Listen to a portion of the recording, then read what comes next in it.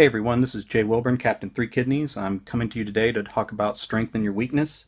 I've expressed some other places on social media that I'm having a little trouble right now with the kidney rejection. Things are going, I suppose, the way they are supposed to go, but I'm feeling a little run down, having some side effects and stuff. I don't know if you can see, but I'm gathering fluid around my neck and stuff. That's putting pressure up into my neck and my head, giving me some headaches and stuff, and just a bunch of little things like that that make me feel run down. I've slept a lot last night and then a nap again today, so I'm just kind of tired and still trying to do the things that I want to do in terms of writing and reading and things I want to accomplish career-wise and that kind of thing.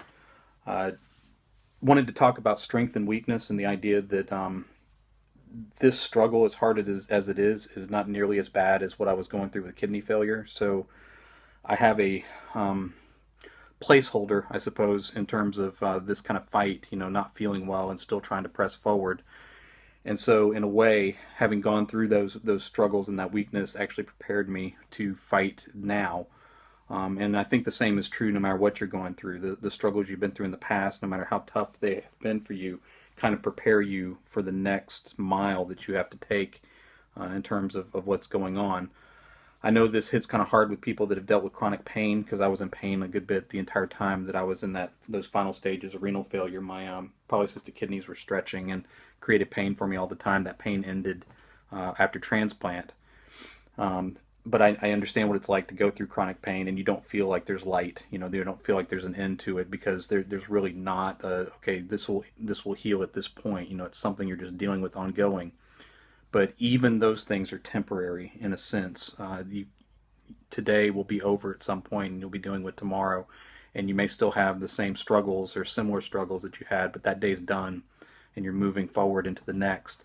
And there's always hope that there's a time where things change. It may have felt like so long since you felt well that it feels like there is no end to it, there is no relief, there is no way out.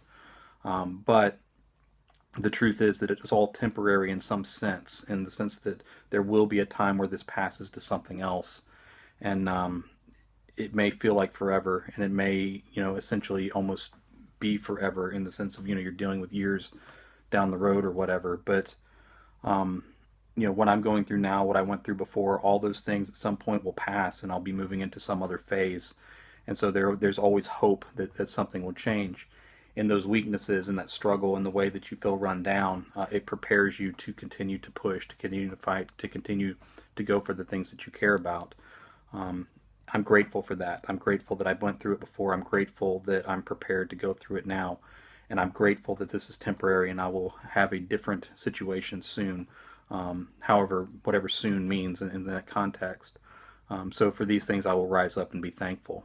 The link in the post actually goes to another project that I'm involved in, completely apart from me. Cemetery Dance is publishing some of Stephen King's work, and Richard Chizmar and Bev Vincent, who are connected to King in that way, are doing essays about rereading all of King's books, and Richard Chizmar is rereading them all in order. I thought that sounded cool because there were some that I missed along the way, but I love Stephen King's work, and trying to be a writer myself, being a full-time writer myself, I draw a lot from the people that I've read, and Stephen King's one of my favorite writers, so I thought I would play along too.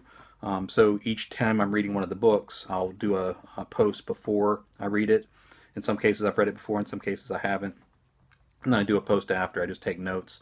A lot of my notes are kind of for me, things that I've noticed that he did in a story that I find interesting, or an approach, or something that connects to his larger body of work, or that kind of thing. And so, they're just kind of a list of notes and observations.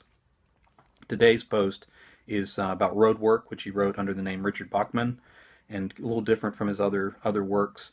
And the tip post for today is the after post. I finished reading that, and that post is going up now. I'm reading one of the others now, so I'm a little ahead of where the posts are. But in another video, I'll talk about what I'm reading now and that kind of thing to kind of let you know what I'm into. So thank you again for listening. I hope some of this helped. If you're feeling weak, if you're feeling run down, know that it's actually, there's some strength in that for you, and you can use that to continue to fight, and I'll fight with you as we kind of go forward through our personal struggles.